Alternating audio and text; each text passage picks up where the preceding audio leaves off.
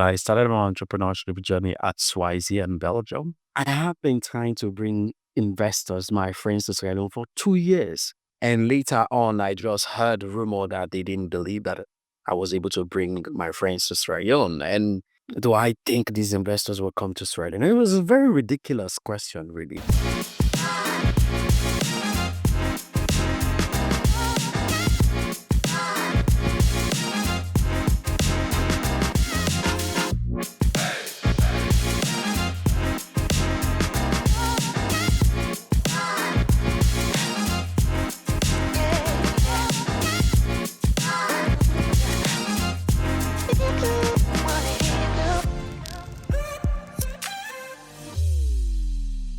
Welcome to the Rise and Radiate podcast, where we bring to you great sons and daughters of the land who will share with us their deep, soulful, and meaningful journeys.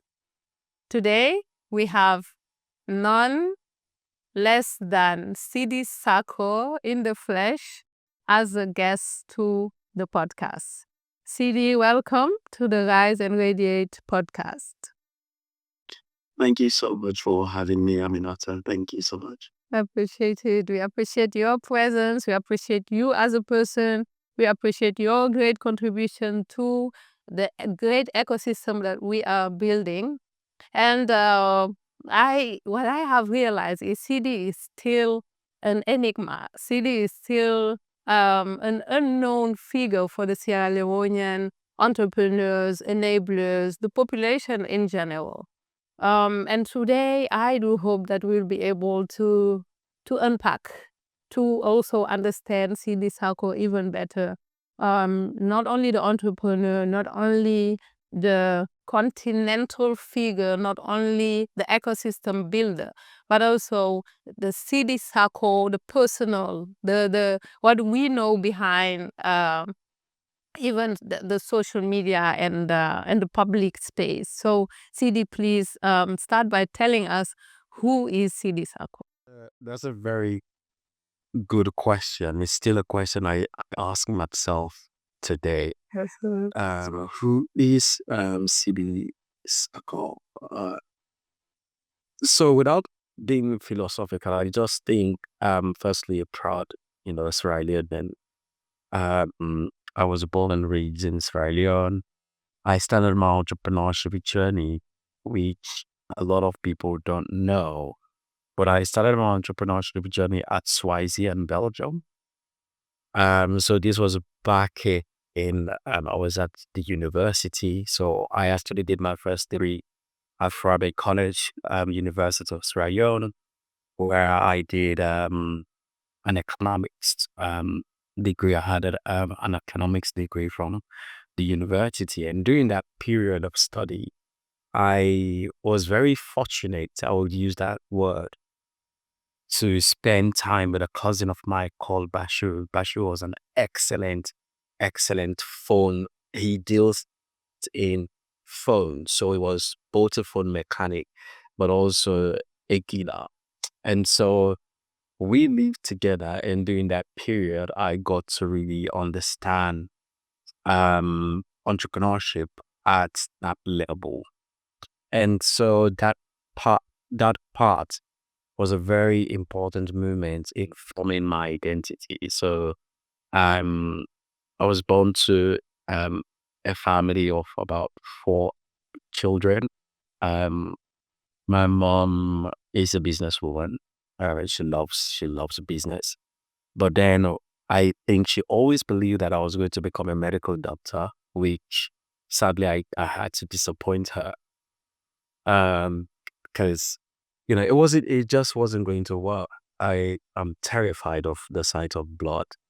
I wasn't really great at chemistry, and to say the least, I hated chemistry. But I was in the sciences because I really wanted to make Mama proud. I really wanted to become the medical doctor that she imagined that I would be.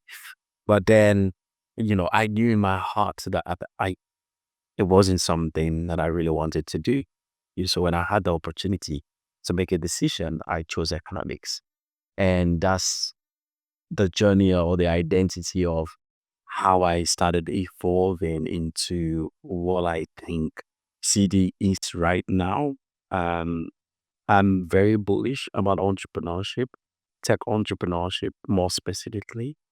I stumbled into tech entrepreneurship because at this point I was already engaged with my cousin, learning from him on the Belgium and Swazi side of the things. But then I had the opportunity to have one of the very old iPhone. In that phone was a photo editing app, and it blew my mind away. And that's how I actually started the journey into tech entrepreneurship. And the rest, as they say, is history. That's a long way into saying I'm still figuring out the full essence of what Sidi Saccoh is, or who Sidi Saccoh is. But so far, that's what I've been able to come up with. Great. That's amazing. Thank you so much, Sidi, for sharing that with us. That is amazing to know that you started from Swazi because, as you know, our youth want to start big. They don't want to start small and grow and learn in the process. And I'm really happy that when they're seeing you today as a giant of this ecosystem, they hear. The first thing they hear is, I started from Swazi. That is just humbling. It's really inspiring. I appreciate that point. But I think that is great. We know some part of Sidi Saccoh, but now we want to know even more. So how old are you? Are you married? Do you have kids? So I don't know whether I'm going to share my age in public. Lovely. But yes, I'm married. I do have a beautiful, beautiful family. Um, Praise God for that. And what else? I think, and again, the reason why I'm intentionally not going to share my age publicly is because there are some rooms that I go into. I have to be old enough to be in those rooms, and so I love the perception of being old enough to be in certain rooms. So and I also believe that my journey had not really been defined by Yeah. my age. My journey has been purely a journey of blessings and grace, because the rooms or the places that I am right now, I don't believe for someone of my age I'll be able to get into those rooms, right? Um, and I recognize that privilege, and I understand it, and I also own that privilege very openly. But I also believe that it's never too late to start anything, whether you're young, it's never too, Absolutely. and whether you're old, it's never too. So Yes. That's cool. That's a nice answer. We will be satisfied with the answer. And there is a reason for the question. And there is a French saying that goes like la sagesse n'attend point le nombre d'années. So you don't need the number of years for wisdom to come to you, or for success to come to you. It's rather the amount of efforts, and the strategies that people put. Thank you so much for that. So um I would say we know a little bit about CD, but then CD, when you are not playing the entrepreneur and the ecosystem builder, what do you like doing? So I am obsessed about gaming. If you are a very close friend of mine, you know I love PlayStation. I love games. I love games. Is the way I actually turn down and cool off and relax. Because there have been moments in quite often it's hard for me to differentiate the city who is not an entrepreneur, or what you call an ecosystem builder, and the city is just like the city, right? So as always, most of my fun conversations about entrepreneurship and tech, and so the only time I really get to really decompress is actually when I play games. I am not someone who loves to go out. I don't enjoy it. I used to back in university. I don't anymore. I get really, really tired by too many people very quickly. I do seldomly go out, but not um like other people do. So I just sit there and then play games. And that's what I do for fun when I'm not playing entrepreneurial, or when I'm not doing any of those stuff, when I'm just being CB and spending my time together. I just like to relax and play some games. Great. That's cool. So let's talk now about one thing that is undeniably something you love or a love of your life, which is Sierra Leone. So, what is it that you wanted for Sierra Leone that at a certain point you couldn't have, but that we know we will all be able to unpack soon? But then, what was it? What did you want for Sierra Leone that could not happen? Oh, I want a lot of things. That's the way you. I think I may even dare to say I'm even over ambitious about trying. I have and a very ambitious dream of what I want Sierra Leone to be in. To give it context, so when I started entrepreneurship, a lot of people don't know this. When I started entrepreneurship, the idea for me wasn't really about making money. I was, still at university, and during this period, I wasn't really desperate for money, right? I wasn't really going around looking for money. I had a wonderful mom who stood up for me during those period and taking care and making sure that I was okay. And in fact, I'm blessed with mothers. So I have another one of my mothers who provided me housing, shelter, food, and all. And then I have the other one who take care of finances, and I have another one who takes care of the emotion side. So I was relatively balanced, except for, of course, the stress that comes with being at the university. But I was relatively balanced, and so um, I wanted to see a lot more young people interested first and foremost in entrepreneurship, not as a way, or not as a means to an end, or not as the second choice, but as the first choice. So I remember very vividly one of the conversation I had with one of a friend of mine at the time was that when I graduate, I want to really go into entrepreneurship and employ all of you guys. It sounded fun, and he actually laughed at my face and was like, "Oh, like, yeah, you're so I'm just going to get a job at," and he actually got a job. And so when I started my journey, all of them would have a job. And I was being mentored by my uncle at the time. I will be sitting at Walpole Street, and all of these guys will actually have a job. And they will be passing up and down and flaunting their suits and stuff like that. And none of them, and for them, I was a complete failure because none of them really saw why I chose entrepreneurship. No, none of them could actually perceive beyond that 9 to 5, more or less.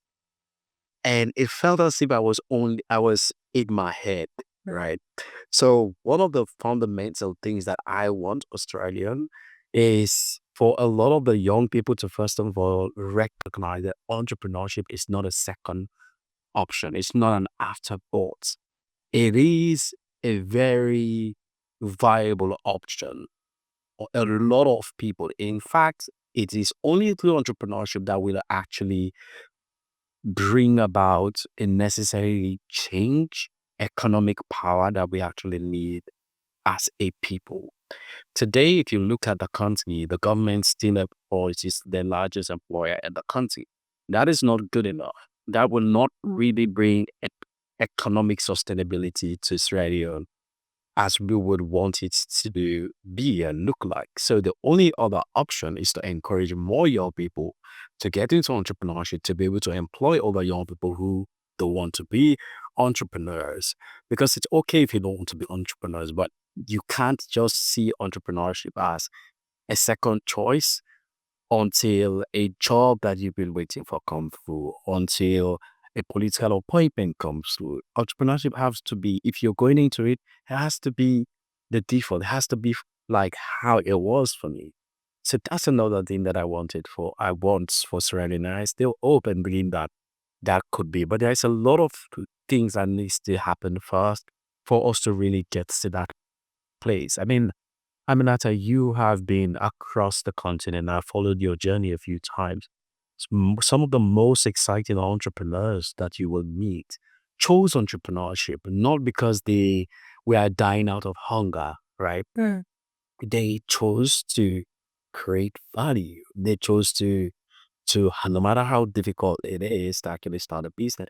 I have a lot of people, again, too many people don't know this. I think that I mean, that's why I'm here, I guess.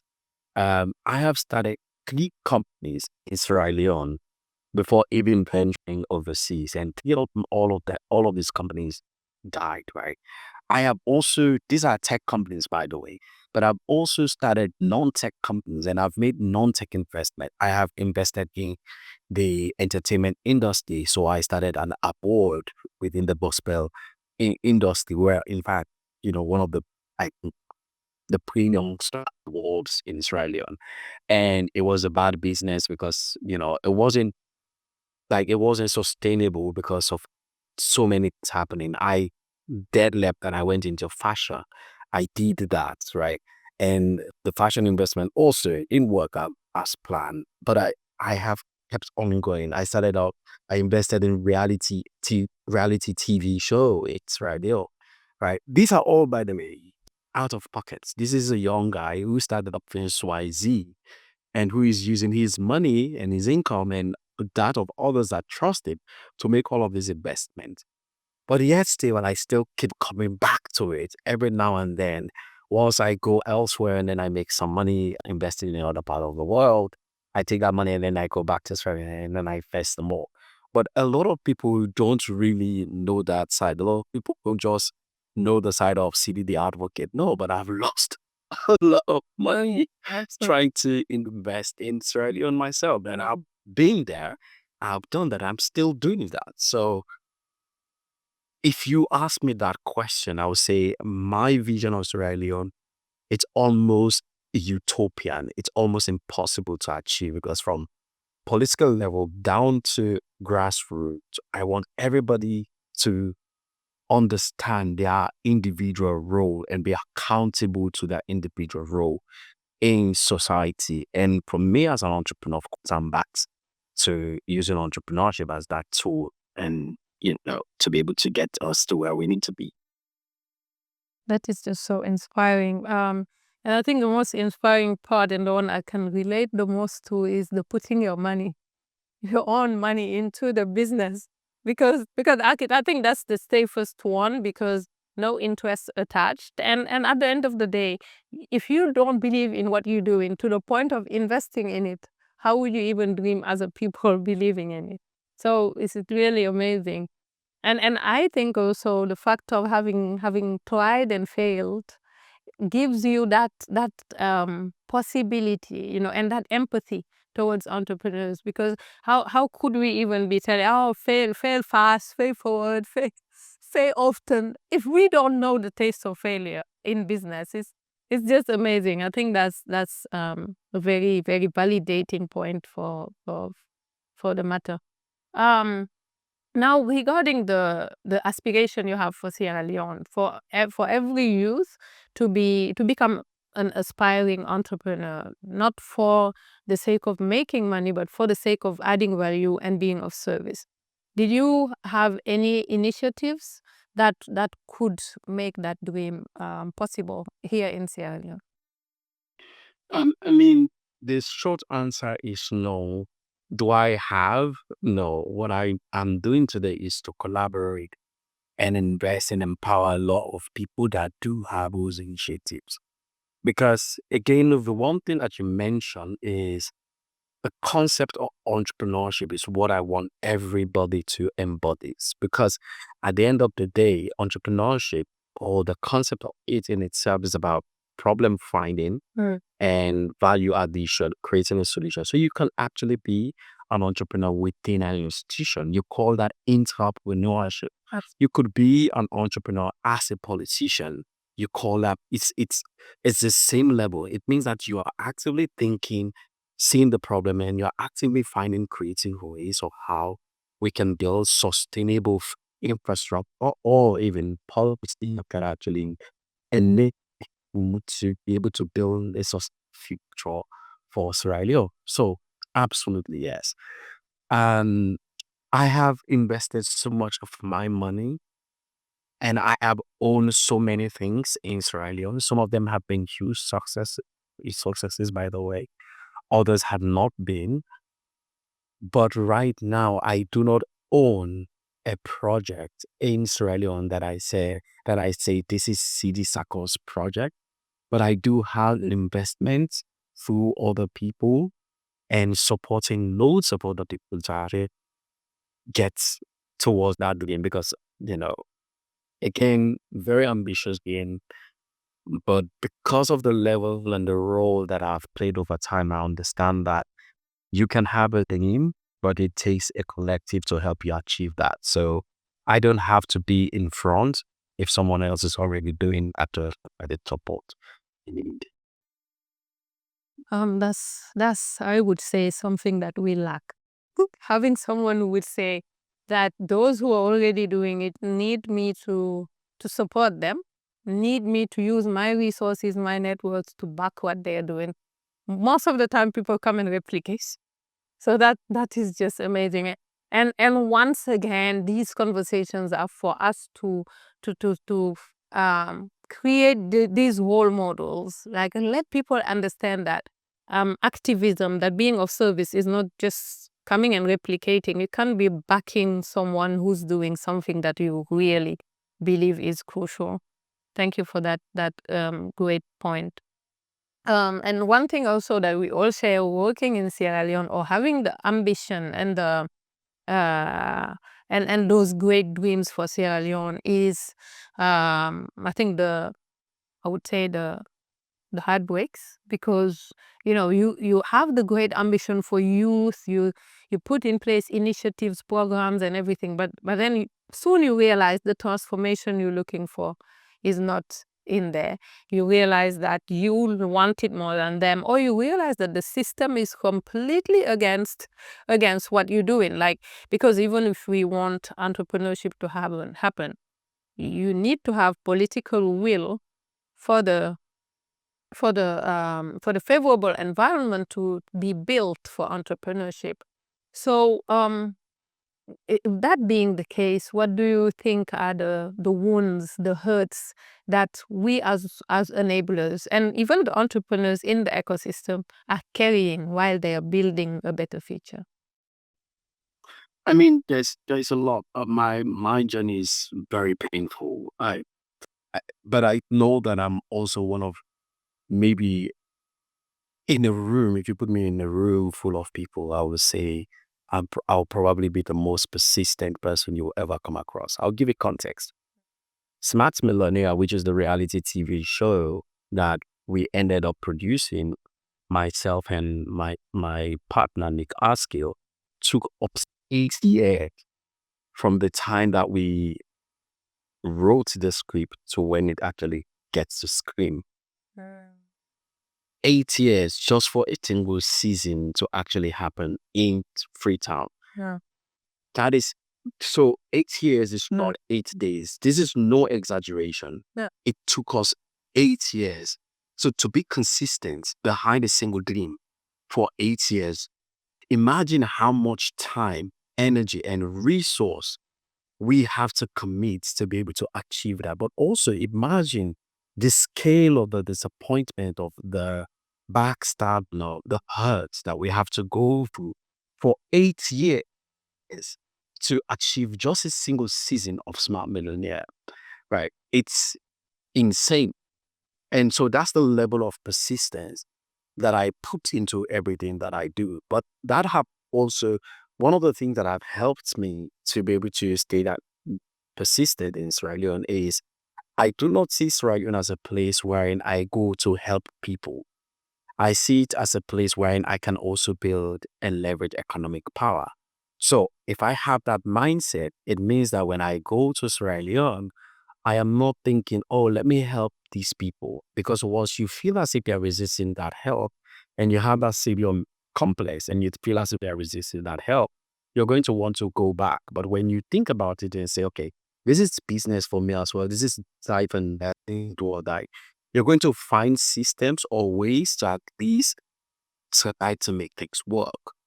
And that's the same context for a lot of the things that I've actually been involved with.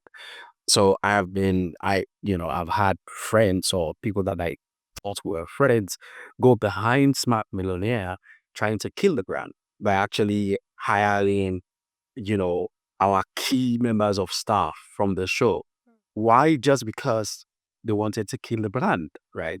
I've had people who, like, the Gospel Academy Awards, one of the reasons why I pause it, and a lot of people within the Christian community don't know this, but one of the reasons why I intentionally pause the Gospel Academy Awards is because the artists within the industry that I was using my money to actually celebrate, to support, were the same ones going behind my back saying I was stealing their money. I was like, what? Don't you all recognize that it's like my money? Like, how am I stealing your money when they don't buy tickets to come to the events? Other people do. Nobody is actually sponsoring the event. It's all from our pocket. And then get so crazy guy saying that I was taking their money. Is like, it was insane. So it's those element of things. And one of the tech companies that I actually founded in Israel as well was a company that was meant to decentralize how we access data of small businesses in Sierra Leone. By the time they have the yellow page, and I don't know whether it still exists in Sierra Leone, but it was super expensive. So it's a huge book. So nobody really get access to it, the data of businesses in Sierra Leone. And this was a few years, like many, many years ago, not a few years, many, many years ago. And I remember very vividly, like it was yesterday, we were, building this digital hub, this digital platform that aggregates all of these businesses. And by a stroke of a pen, we were denied all of the data, and they asked us to go print our own survey and then do our own survey ourselves. And the corporate house, the one by the center of town at that time, Roxy Builder, was not allowed to give us those data anymore. So that died almost immediately. There have been a lot of different pain points. But then one of the things I've also come to appreciate, Aminata, is that Australian is not unique. The pain points in especially the building anything in an environment wherein nothing built is actually celebrated is very common across many countries as far as you could imagine, right? People are naturally resistant to change. And because we have a society that celebrate mediocrity more, it means that excellence is frowned upon to be something else that is attached to something. So when you find yourself in a position where everybody else is thinking that they can't go beyond the bar, the moment you try to go beyond the bar, they're going to say, oh, it's because Aminata is related to a politician. Oh, it's because Aminata have this access. Oh, they don't really celebrate the journey that actually takes you there. They just find a way to ensure that your success or your excellence is defined by something else, because it's the only way they can appreciate that you're succeeding. They wouldn't, they don't want you to make them feel as if, okay, it's because they have to change themselves. They have to do something differently. They want always to ensure that they say, okay, it's because they are not connected to politics or whatever it is. And this is exactly true for some of the entrepreneurs building in Sierra Leone today. Half of them have not gone through what I went through building my companies in Sierra Leone. And I could tell that I I have had ministers walk me out of their offices because I wasn't a party picking in previous government. I've had ministers, I've had, senior officials, like, tear down the work that I was doing because I didn't fit in narrative. I've had my friends, like I said to you, go behind my back, say really, really terrible stuff just because they didn't understand the vision that we were building and stuff like that. So if I take all of those things into consideration, I think by default, because of the type of person I am, they actually helped me to become a better person, to understand how to navigate the environment a lot more, but also to have an appreciation for the level and the level of understanding that everybody has in terms of vision sharing. Because people can only operate at the level of understanding that they have. It doesn't mean that they naturally hate you, like they wake up in the morning or go to bed thinking, I hate Aminat, I hate Aminat. No.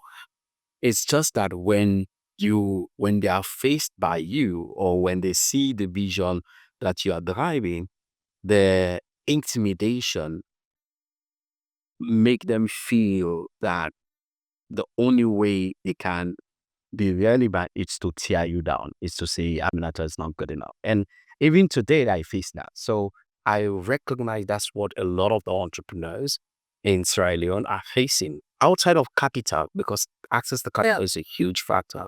But outside of capital, I think those are the basis for me, based on my experience and things that I'm still currently experiencing. By the way, I still do experience these things, but I'm not only experiencing these things in only Sierra Leone, but I'm experiencing it in all the market that I have operated.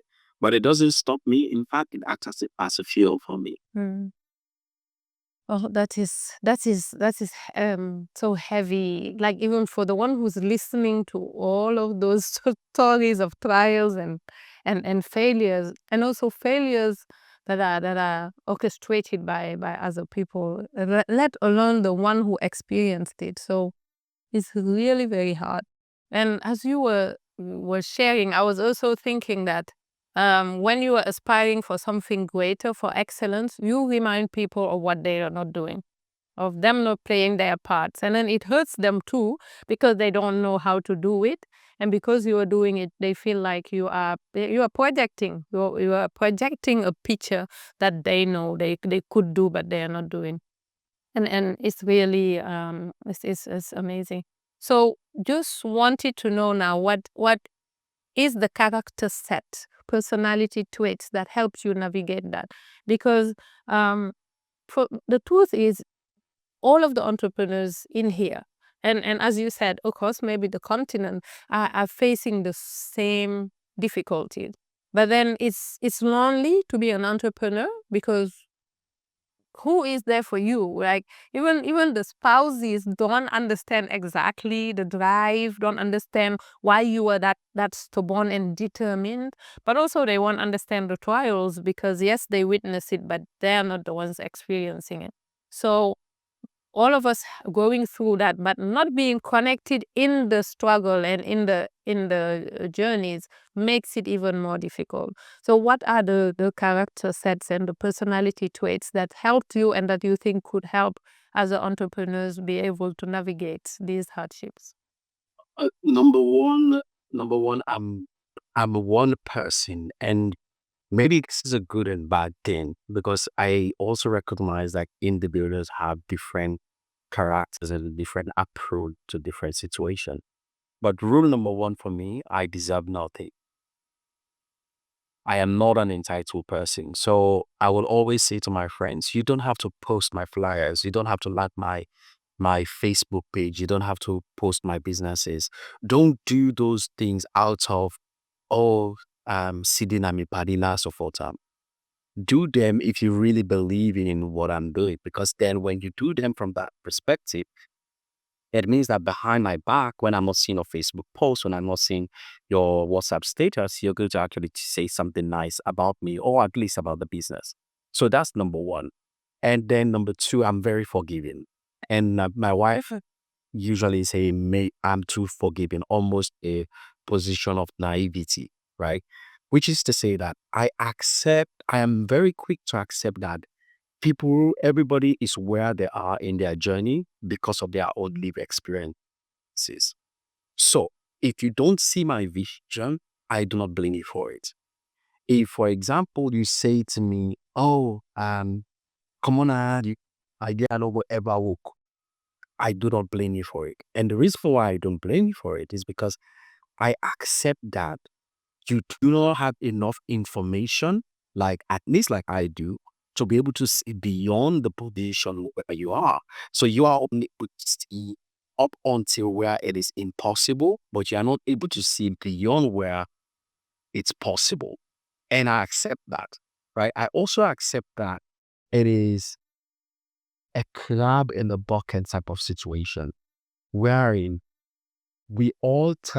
people try to, our society have been shaped in a way that people try to pull anybody down that is looking to climb out of the trap, right? It's again a mentality thing. They are not thinking if we support CD and he climbs up, CD can then pull all of us up. They are thinking if CD climbs up, then what's about? So if I see a path that CD is taking and it's possible that CD is going to climb that path, what if I pull CD so I can get into that path? Right. So we find ourselves in a situation where we actively try to put each other down, all in the sake of you want to be the boss, you want to be the head, or you want to be the person that you want to be. And this is why some of the biggest things that I've done in salon have never really broken social media. Like people will not post about it, people will not say anything about it, people will not like it or whatever it is. In fact, in some corners, people actually go talk negatively about it in the back, right? And guess what? Even when I am told what these people say, I often say to anyone who tells me this, yeah, I forgive them. It's okay. And they ask me like, are you a saint? No, I'm not a saint. I'm like, I have my faults, but I have come to a position wherein I recognize people's hate normally comes from either intimidation or their inability to see beyond. So it means that as an entrepreneur, if you have that mindset, number one, you're going to focus on building for your vision and focusing on the problem that you're looking to solve and solve it for the people who you are targeting. Forget about all of the noises because everybody is going to pull you down. Everybody is going to try to take bread from you. Everybody is going to actually say you are not good enough. In fact, some of the most hurtful things that I have heard have come from people that I consider family, right? Friends that I consider family, friends who I will like die for, right? People who I would do anything for are the ones that have said the most hurtful things about me to other people. But I also recognize that, oh, hold up. It's like a painter painting. If you walk into a room of a painter that you've never met or interacted with his art or her art before, tendencies to one, you're going to feel as if they're just playing with a paint and a brush and they're doing rubbish. Because in their head, the picture that they want to paint is all in their head until that process is finished. It's not a masterpiece to your sight just yet. But in their head, it's already a masterpiece. And so as an entrepreneur, always think about that. Always think about forget about everybody else. Everybody else is going to come at the level of information that they have. And here's another thing that is also profoundly truthful for me personally, which is that sometimes the people who you look up to can also hate you. Yeah. And the reason for that is sometimes the people you look up to can also kick you down, right? And try not to support you or trying to push you down or whatever it is. The reason for that is they most of the every time someone does that is because they think that your journey is made of privilege. Why? They are not they are not in that. Or because by the time they escape that box, they believe or they've been made to believe that everybody else that is rising is going to replace them. So why do I have to take 30 years to rise and then have a young boy who have just spent 10 years of his career and is coming after my job? So they are threatening and so they try to kick you down. So as entrepreneurs building, you have to recognize that that is also very much truthful. And the only way you navigate those things is to be able to provide a space that allows for forgiveness and allows for awareness of yourself and acceptance of the environment you are, and focus and be obsessed about your vision and the journey you're trying to go on. Oh, CD. You've managed to be the most inspirational, and also like the really, like, to me, the depiction of the artist and the masterpiece was just like amazing, because at the end of the day, understanding that it's not their fault, they just are not seeing what you're seeing, is such a big gift. Because and that is so real. Most of us see paintings and we think it's just like splash of paint, because we don't have the reading, we don't have that maybe artistic calling or something like that. Is It's just amazing. That symbolism was really great. And I also think I kind of understood with your own intervention why mentorship is not working in our settings. Because like, people would think, why would I give you all I know so that you climb the ladder faster than I did? So yeah, hurt like I hurt, go through the pain. I'm not gonna help you because there is a reason why it's not working. There is a reason why those who already are managing to be at a certain level are not helping, are not pulling up the generation that really needs their support, even if it's listening and giving advice. So that's something that we really need to tackle. But I think it has a lot to do with ego. It has a lot to do with maybe hurt that people accumulated that they never had the chance of healing. It's amazing. I hope we'll be able to uncover that, the healing part that is really essential in the journey. But even before going there, I'm still curious about CD. I would want to know if you have rituals, if you have routines that you're following that help you remain deeply rooted into your values and into who you really want to be. Oh, yeah, yeah, absolutely. So one of the things that I try to do every single morning, apart from, I'm not going to bother about the waking up, the praying, or whatever it is I try to put myself into a mental space of willing. So what do I mean by that? Forget about the goal lighting on paper, whatever it is. People always say that. Um, there are two things that I do, and I think I do them very well every single morning when I wake up. No matter how hard my life is, I visualize success in that day. No matter how hard, no matter what I'm going through. And when I say visualize success, I don't look for the biggest win. I don't wake up thinking, oh, I will make 10 million today. No. Hmm. I think about I think about success from the most pristine things, from the smallest things, right? It's success. I'll call an answer today. So for example, I'll give you the practice of today. Today, this morning, when I woke up, the first thing I said, oh, success today would be to have a really great conversation with Aminata. So it sets the tone for like the rest of my day, right? And I do that very intentionally, like very, very intentionally. So that's one thing that I always do. And then at night, I always replay back The day. the entire day. I always like without fail, Hmm. I play the entire day. And again, it's not me just taking down notes and writing down notes and saying, okay, I achieved this, I achieved this, I achieved this, I achieved this. Hmm. No, I actually take a mental picture of not what people do, but what I did in that day. So, for example, if I enter a conversation with someone, I reflect on what I say. How could I say? How could I have said it better? Like, if it went well, like, what were the things that I said that makes it went well?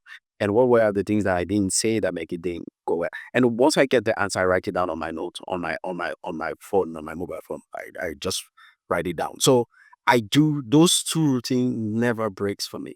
Then of course there's the reading. Like I'm an obsessive reader. So Today, I don't really hold like books, handbooks, and read again, but I take my phone and then I go through and I started reading. I'll read articles, I read news, I will read, books, actual books on my phone.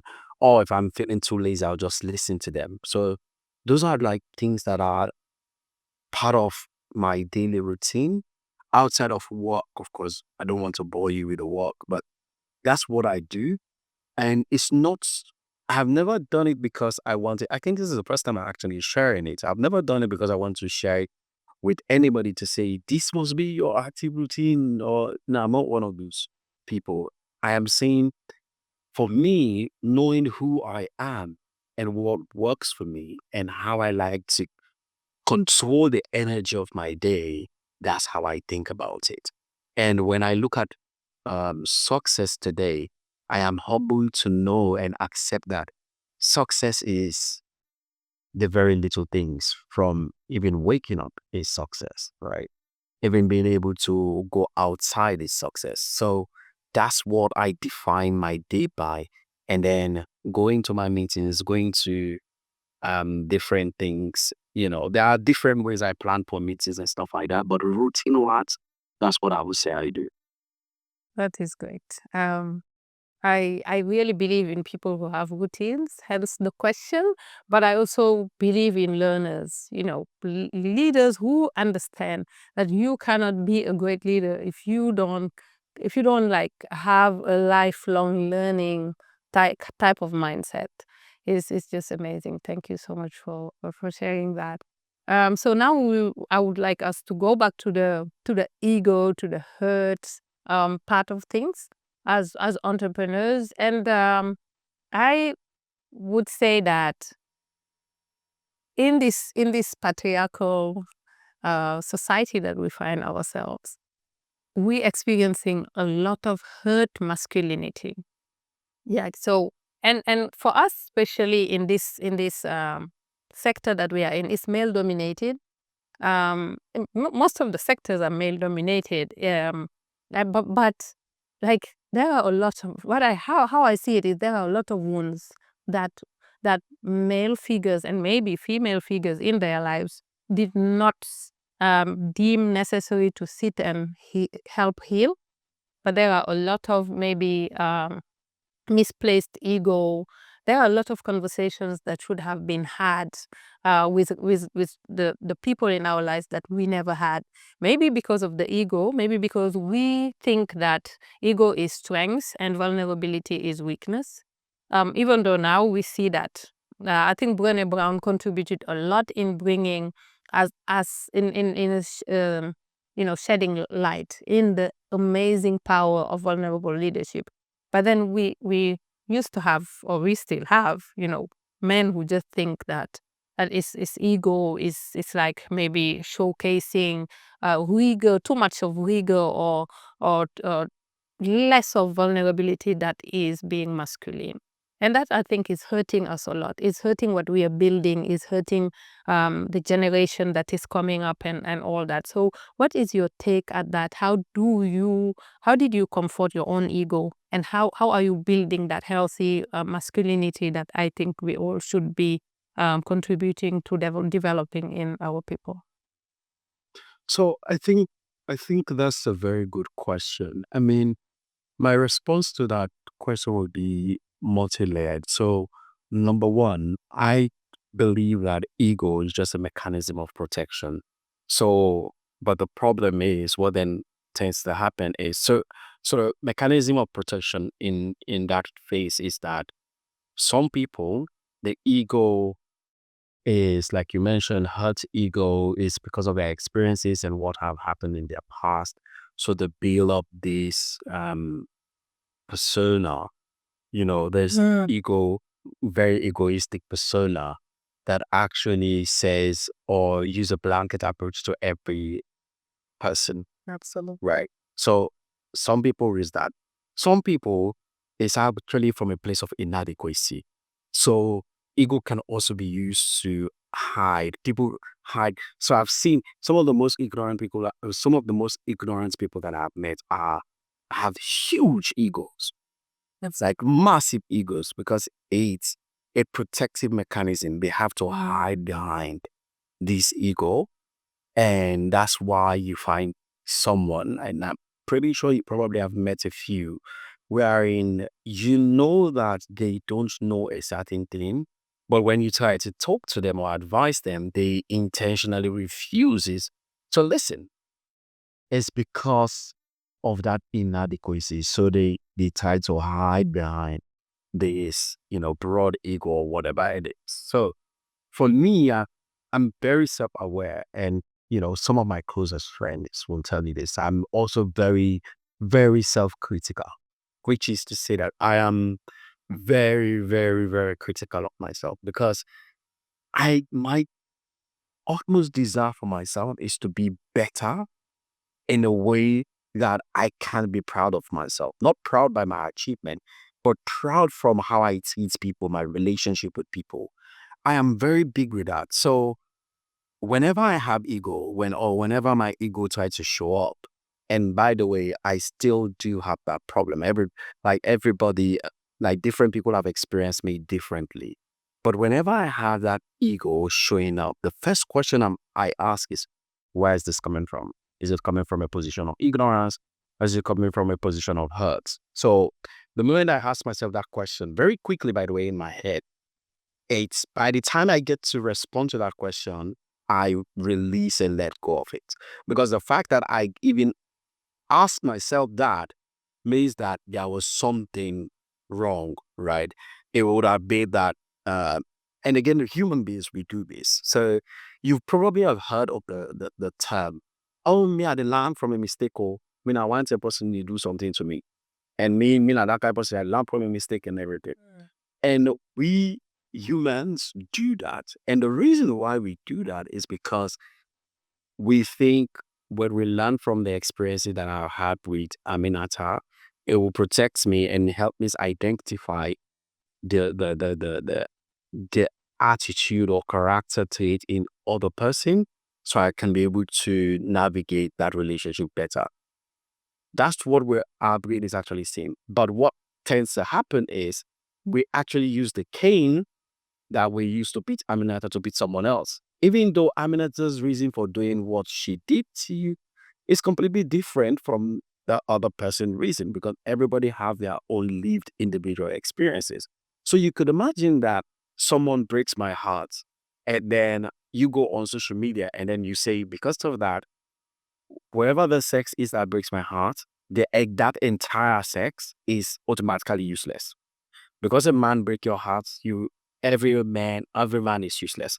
Because a woman, you know, breaks your heart, every woman is useless. That's like the misplaced action behind that fear of, being hurt again when it comes to that ego like perspective. And in terms of just the environments that we operate, right?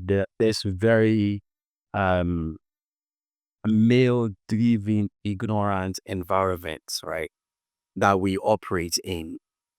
You realize that majority of the egos there are from a position of ignorance. They see a very smart, amazing woman that is kidding it. They automatically feel intimidated that, oh, everybody now is going to see that they are a fraud. They are not as great as they are. Because look at her, like she has everything and stuff. So I still want Amina to feel as if she's under me. So I'm going to then set up this, stupid ego and stuff like that. So that's most of it comes from that position of ignorance. So, but the more they learned, and learning here is not really going into, these conferences and talking about women, support women or whatever it is. No, learning here is your ability to be able to self-reflect against available information, and to accept that, okay, maybe your actions were wrong, or maybe, and some people that I've met are not really, that have been defined as egomaniac, are not really, that they are not really those people at the core, but the way they have been used to their level of communication or their style of communication is so accustomed for the male environment that transitioning when you are speaking to someone else that is not from their own lived experiences becomes a challenge. And that, then turn into like different things.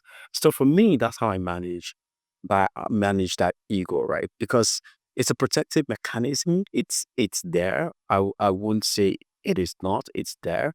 But whenever it shows its head, I go very quickly. Like, this is something I read in a book, by the way, a long time ago, and it has worked like a charm, which is I go very quickly in answering the two questions. Where is this coming from? Position of ignorance or position of hurt? The moment I ask those questions, I see myself coming down again and being more vulnerable and being more open. Oh my God, the wisdom is just amazing.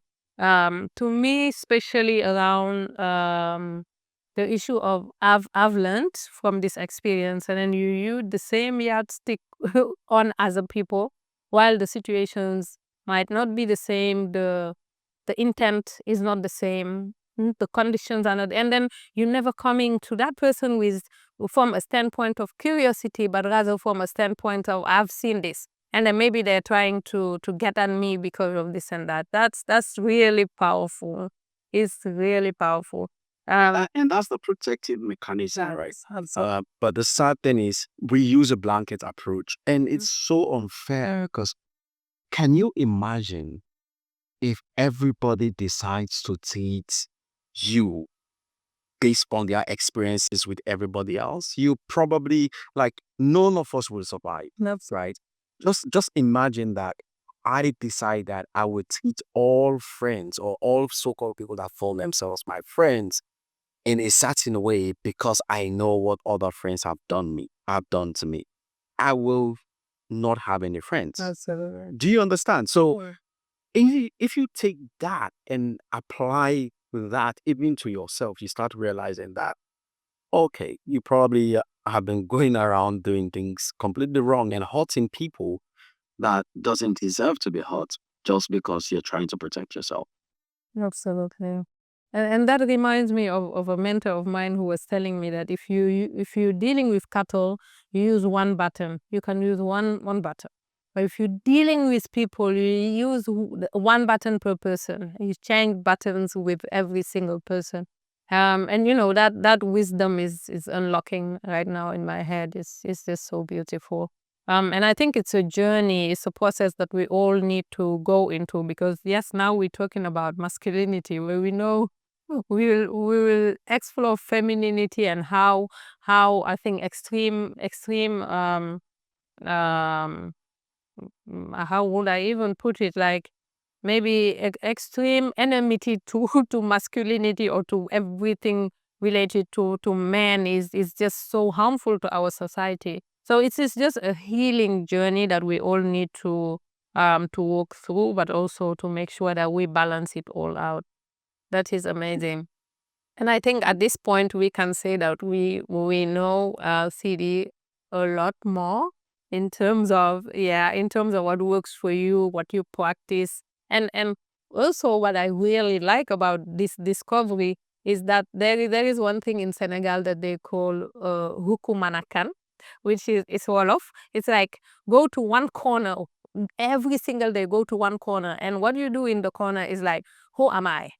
But the way they say it in Wolof is so funny it's inviting.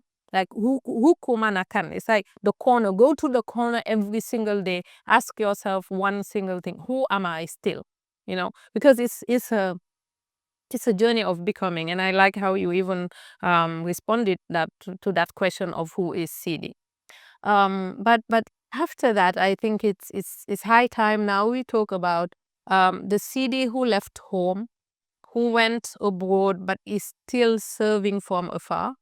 And even though, yes, you said you don't have initiatives at home that have the ability of helping you have your vision of every Sierra Leonean seeing entrepreneurship in a certain way. We know the recent events that unfolded in under our eyes, which is the Startup World Cup that you brought to Sierra Leone. Because, like, time and again, we've been running research that it says that the biggest break to entrepreneurship, to a thriving ecosystem in Sierra Leone is access to finance. But then bringing investors, world-class, renowned, globally renowned um, investors, but even the initiative itself, the Startup World Cup itself to Sierra Leone, where, as we all know, it's the setting that is tweaked by just grants. Entrepreneurs are not thinking how do I make profit. They're just thinking how do I tap into these grants. Bringing investment as a form of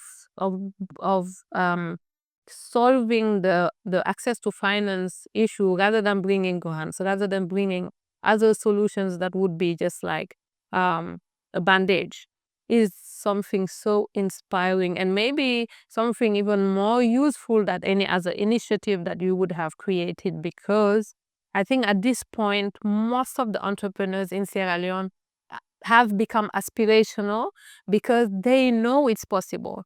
So we can, as Sierra Leoneans, with all of our challenges, we can compete with 300 plus entrepreneurs across the West Africa and be selected. We can still also compete with the giant of Africa, Nigeria, with Ghana, that we know Sierra Leoneans are just like always about Ghana and Nigeria, because yes, it's vibrant ecosystems. But then to now understand that we can compete with them and win is such a validation, is such an eye opener, but it also instills hope in this ecosystem, and hope is so essential in all what we're trying to do. So that is so amazing. It's nothing worse than extraordinary, and I'm sure from that a lot will be born. A lot will follow that one single step. So can you tell us about the Startup World Cup? What made you bring it to Sierra Leone? Also, how you felt about us winning, about Sierra Leone winning the startup the semifinals of the Startup World Cup, and being now able to represent Sierra Leone and West Africa in Silicon Valley in October. So remember I told you that I am perhaps one of the most persistent person you will ever meet. And I also mentioned to you that maybe I am over ambitious. Maybe I'm one of the very few people that have an over ambitious vision of Sierra Leone. So I have been trying to bring investors, my friends, to Sierra Leone for 2 years before we finally did. Like for 2 years. And I've spoken to everybody that you think I could speak to, including private sector players, right? To be able to pull that off, to be able to bring some of these investors and some of my friends down to Sierra Leone. In fact, I remember very vividly one organization, I won't mention their name, but it's very reputable one in Sierra Leone. I wrote an email to the country director. They put me in touch with someone from their team in the UK here. We jumped on a call. I told them about what I'm planning to do. I sent them a very long email about like the process and everything, and they just ghosted me. And later on, I just heard rumor that they didn't believe that I was able to bring my friends to Sierra Leone. And one of the questions I even got during that meeting was that, um, do I think these investors will come to Sierra Leone? It was a very ridiculous question, really. But I really wanted to make it happen. So I just sat there and then say, yeah, of course. I mean, I have the relationship. I know a lot of them, and I'm pretty sure they'll come to Australia. It didn't happen, by the way. And then it took another year, and then I tried again. It happened again. And so, and then things changed last year. Was it last year? Yeah, things changed last year when, one of my friends and I were talking, and he said, "Oh, by the way, there's this guy called Francesco who wants you to help him do Startup World Cup in Uganda, right?" And I was like, why Uganda? I mean, I was appointed to, and again, another painful thing is I was appointed ambassador for Uganda National Science Week by the government of Uganda. But I've never been, consider to support Sierra Leone at that level at any given point in time. So it was very interesting. And so it was an uphill, battle. So when this guy asked me, "Oh, can you help me pull this off in Uganda?" I was like, "Why do I have to do it in Uganda? Let's do it in Sierra Leone." And then it happened that by the time I was speaking to my friends for, convincing them, making the case for Sierra Leone per se, to do Startup World Cup in Sierra Leone, this young, vibrant guy, David Marley, had just been appointed by His Excellency to lead um, Fairleigh Tech City. And he was, I think today, he's still one of like the most respectable person that I have worked with in Sierra Leone, full stop, right? And because he went beyond, he saw beyond just city. He saw what Startup World Cup could look like. Whilst everybody else that I've been speaking to bring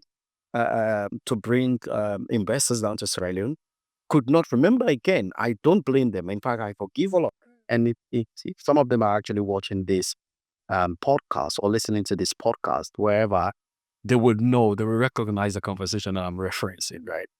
But I want to say to you, if you're listening, I don't blame you. And I absolutely, completely forgive you, right? Because again, it was the level of information that they have, and they couldn't see beyond what was possible.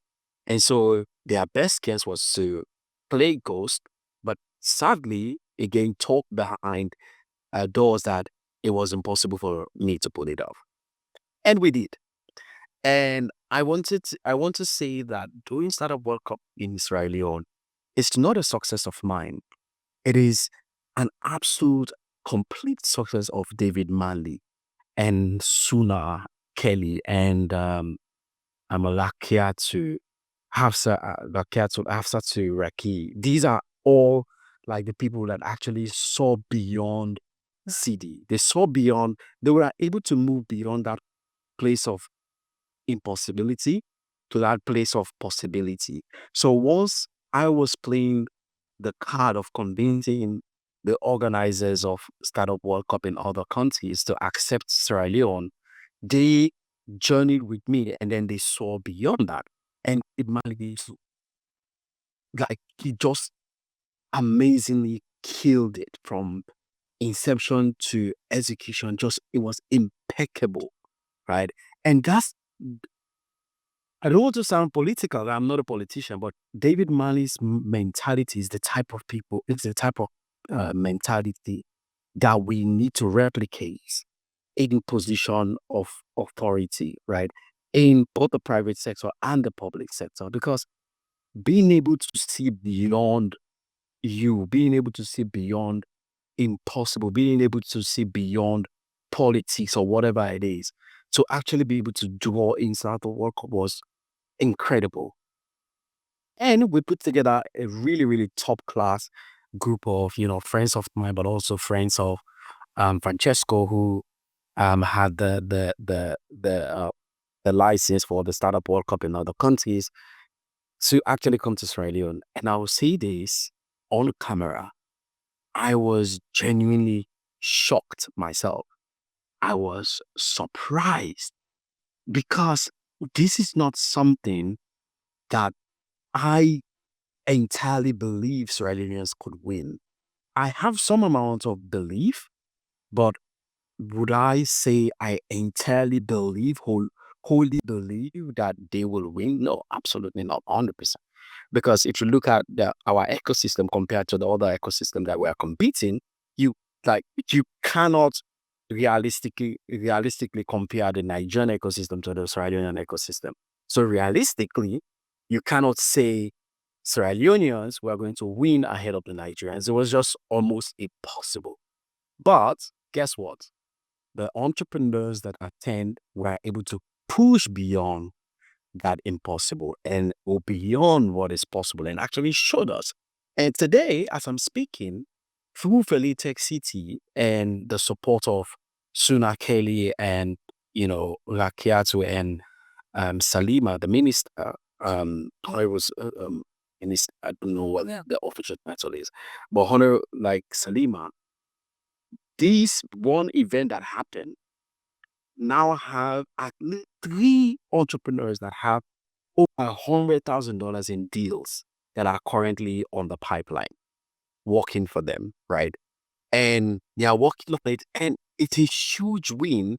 And when Felice Tech City announced those deals, and when hopefully they're going to close those deals, it's also what it's going to do is the impact it's going to create is that everybody else that was not looking at Sierra Leone is going to start looking at Sierra Leone, especially from a private capital perspective, and they're going to rush. That capital is going to rush into Sierra Leone to look at those opportunities, right? And it all came down to one man that saw beyond what is possible. That guy is David Marley. David Marley was able to see beyond what's possible. David Marley did not ask me, Sidi, oh, are you sure these investors will come to Sierra Leone? Right? He did not do what that other gentleman or, a team member of that gentleman did. He did beyond the possible. He was able to look beyond the impossible. And that's how we had a brilliant event, Startup World Cup happening in Sierra Leone. And it was just fantastic to have Sierra Leone win it.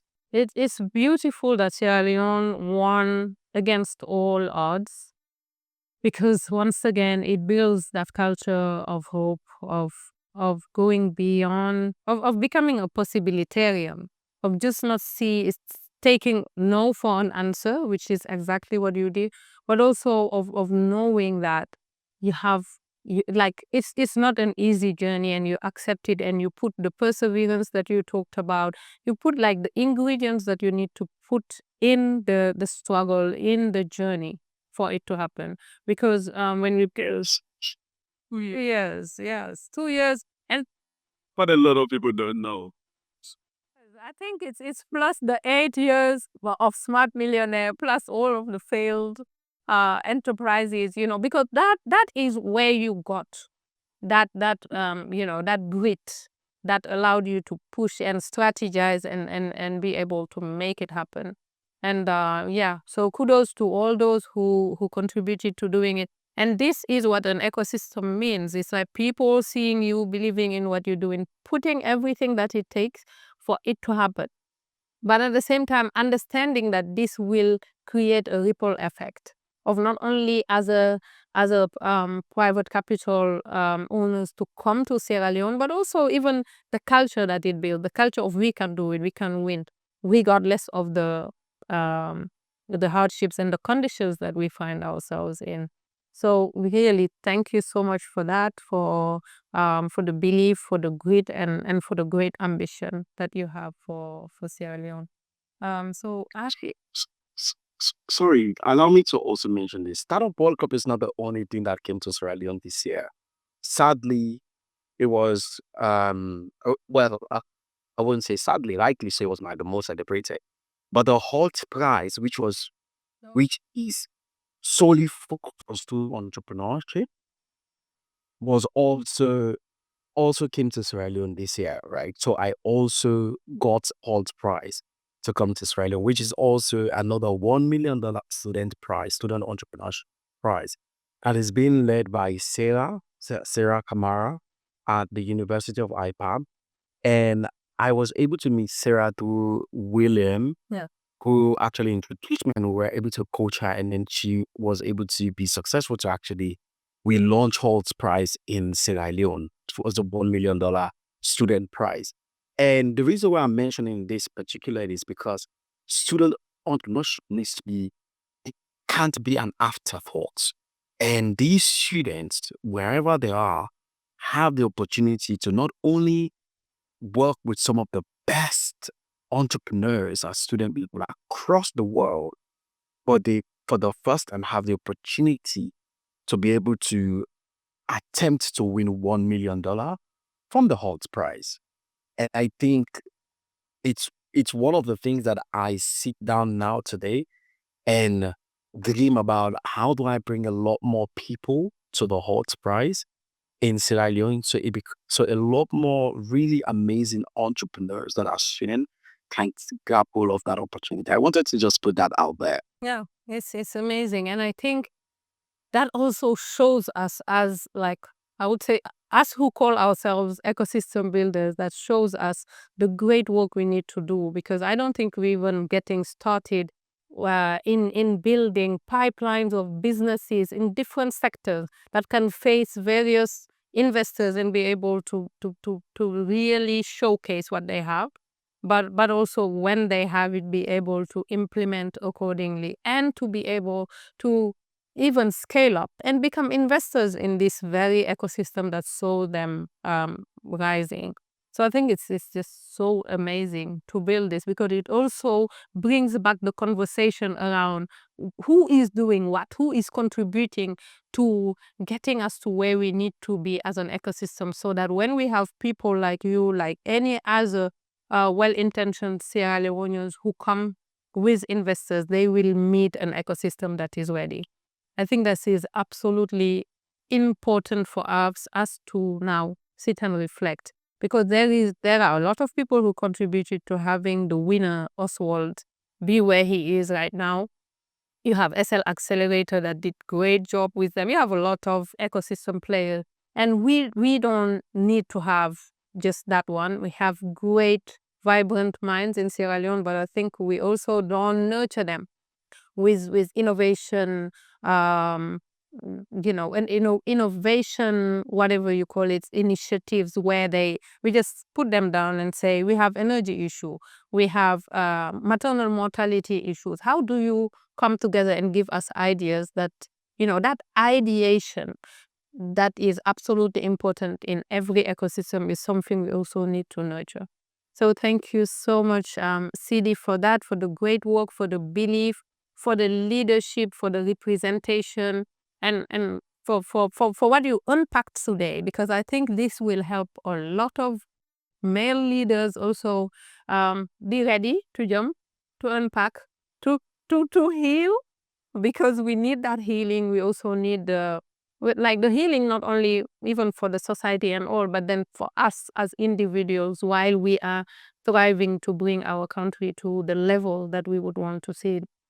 I would like to really thank you, Sidi, for the unpacking, for the reality of this intervention, for the depth, because that's absolutely what we were looking for. And at a certain point, I was just like, wow, it was so deep, it was so genuine, authentic, and absolutely inspiring. Thank you so much, Sidi, for all of this. And remember, you have to write a very soulful message to the next guest of the Rise and Radiate show. So you can send it to me, and then I will have the next guest to read it. But yeah, I would like to read our glow note to close. Masculinity doesn't have to be dominance, silence, or distance. It can be protection, purpose, and partnership. What kind of leadership are you, or leader, sorry, what kind of leader are you becoming? So tell us as viewers, what is the kind of leader you're becoming? What is the way that you are journeying through the ego, through the hurts, through the struggles, and who is it helping you become? Thank you so much.